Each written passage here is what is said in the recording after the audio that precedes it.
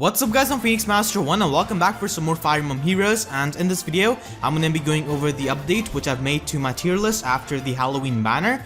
And I'm not only going to be talking about my tier list but also about my fodder tier list and my Sacred Seals priority list. So as always, the link to my Google Drive or the resource hub is going to be in the description down below so you can check it out. So let's begin with my tier list, and I'm going to be explaining my placements of these units. I'll be starting with the Halloween units because people are most curious about their placement because they're new units, and I'll be going from left to right. So in the A+ tier, I've got Halloween Nowi, who has got pretty good base attack and a decent speed. She's got a legendary Tome Grimoire which can provide her with a lot of mobility, and because of that, she can be an incredible user of Guide and Sacred Seal. But the thing which holds Nowi back is her speed stat.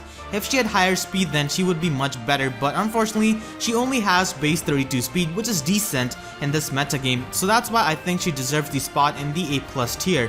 Moving on to the next Halloween unit, we have got Halloween Henry. I've put him in the S tier because of his good offensive stats and his incredible res. Halloween Henry has got the same base attack as Nino, which is 33, and 2 points lower speed than her, but he has got pretty good defensive stats. 26 defense is actually decent, and it's not really too bad for a mage. His defense is high enough to run a Ground Owl set with close counter, and he has got incredible amount of res, so he can easily take on magical hits which Nino, Summer, Elise cannot. I've put Halloween Henry above units like Sonia, Deidre, and Julia because Henry has got the mixture of things which they do not have. For example, Halloween Henry has got higher defense than units like Sonia, Soren, Deidre, and Julia, while having a really high res which Deidre and Julia have. And Halloween Henry does not really have as high base attack as Julia's, but Halloween Henry has got more speed than Sonia, Julia, and Deidre. So the mixture of these things really make Halloween Henry a top tier unit in my opinion. The armored base stat total really helps him a lot because, like I said, he has got attack, speed, decent defense, and a very high res, so that's why I've put him in the S tier. And then I've got Halloween Jakob in the S tier as well. Halloween Jakob has got an incredible base attack of 35, which is really good for an archer, and it's on par with Bright Cordelia's attack stat. Obviously, Jakob does not have high speed as Bright Cordelia, so that's why he's only in the S tier, but 35 base attack in my opinion is just incredible and does warrant him S tier. Not only that, he's got incredible bulk and he can perform pretty well in the enemy phase as well because of it. Halloween Jakob's bulk is just icing on the cake, and he can be a monstrous player phase unit with Brave Bow Plus and Death Blow, and he can be a pretty decent enemy phase unit as well because of his bulk and very fighter skill. Armored units do have poor 1 movement, but right now they're in a pretty good position because of Armor March and the fact that we have got a Guide and Sacred Seal, so their viability has definitely improved a lot. And then at last I've got Halloween Sakura in the A+ tier. She's got pretty good offensive stats for a dagger unit, and she also brings a new weapon to the table which is really good and can be used by other dagger units as well. And you can only go so far by doing effective damage on mages because there are armored units, there are infantry units, and there are also physical cavalry units. But still, Halloween Sakura does make it better for the dagger units, and she of course outclasses Felicia as a mage tank, so that's why she's in a tier above her. So those were my placements for the new Halloween units, and now I will be going over the other changes which I've made to my tier list. So I have moved Ira from S tier to S+ tier. Ira is a monstrous player phase unit because of her skills and her stats, and she can also do a pretty good job in the enemy phase because of her good bulk on the physical side and the fact that she's got an insane speed stat, so it's really hard to double her unless you've got a brave weapon or sword breaker. And her high speed stat with her good bulk definitely adds to the longevity of her in the enemy phase, and she can of course run player phase oriented sets, but if you run something like Distant Counter or Steady Breath with Ether, she can definitely work really well in the enemy phase as well. And the effect of Ira's legendary weapon with her high speed stat is just incredible, and I know a lot of people will say that if longevity is so important then why not have other units in the S+ tier. Now Ira does have longevity and survivability because of her high speed and physical bulk, but she's also an incredible player phase unit, so the combination of both of those things makes her a S+ tier unit. And then I've moved up Ike from the S tier to the S+ tier. Ike's best set right now in this current metagame is with Steady Breath, and he's actually a better Steady Breath user than Ryoma, and Ryoma is of course a more offensive Distant Counter unit because of his higher speed, but Ike is a more defensive disencounter unit, and with Steady Breath, like I said, he's incredible with that. So that's why I've put Ike in the S+ tier in this update. Now we move all the way to the Green Tome units,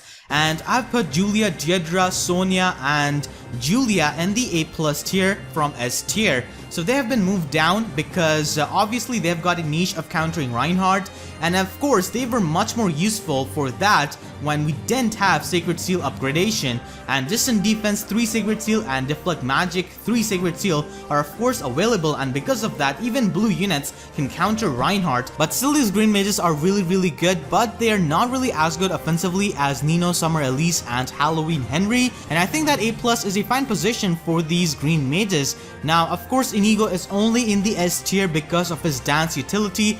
If he didn't have dance, then of course he would be also in the A+ tier, but because of its dance, which is so invaluable, he's in the S tier. And then I moved up Leon from the A+ tier to the S tier. Leon has got a very high base attack of 34, and with Brave Bow Plus and Death Blow he can be a really good player face archer. And if I'm going to be putting Halloween Jakob in the S tier because of his high base attack, then of course Leon having more base attack than units like Takumi, Summer, Gaius, Klein, and all of those high tier archers, then I have to put him in the S tier as well because of his high base attack.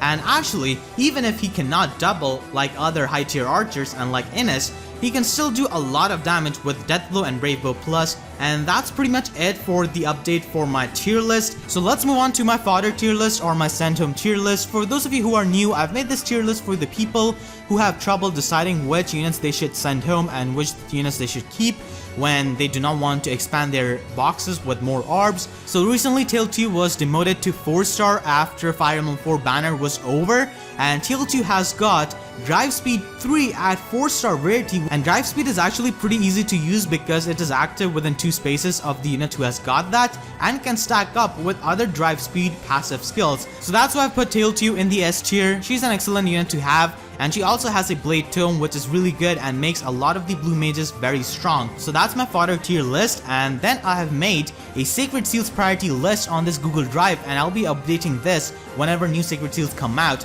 I've made this on heavy demand because I made a video when Sacred Seals came out and I gave my priority list, and of course after that 3 new Sacred Seals came out with the new Tempest trial. So that's why people asked me to make a list which I will be updating whenever new Sacred Seals come out, and I'll be going over my placement of the new 3 Sacred Seals. I've made a video on the older Sacred Seals. I've put Guidance Sacred Seal in the high priority because armored units are extremely strong and guidance makes them more viable. They also provide higher arena score due to their base stat total, and there are also some incredible free-to-play armored units like Arden and Black Knight, and with Guidance Sacred Seal you get the option to abuse some of the most powerful and stocky units in the game without pulling any kind of Tana. Guidance also provides excellent mobility to infantry and armored units, so that's why in my opinion Guidance is a pretty good Sacred Seal to upgrade. And I've got Attack Smoke in the high priority as well. The -7 attack debuff after any kind of combat in both player phase and in the enemy phase is just incredible, and it pretty much increases the longevity of your units. And then I've got Brash Assault Sacred Seal in the mid priority. Brash Assault Sacred Seal was really hyped up when it came out, but it's only really useful on like average speed units or like low speed units like Alphonse, Laszlo, stuff like that who need Brash Assault. And like I said, Brash Assault has got a very specific usage for the low speed and the average speed units. It's not really as useful for any kind of high speed units, and they're much better running off something better like Attack +3 or Speed +3 Sacred Seal. So that's why I've put Brash Assault in the mid priority, and that's my upgrade priority list for Sacred Seals. As always, the link to my resource hub is gonna be in the description down below. If you guys enjoyed, then please be sure to leave a like. And with that being said, I'll see you guys next time. Thank you so much for watching and have a great day.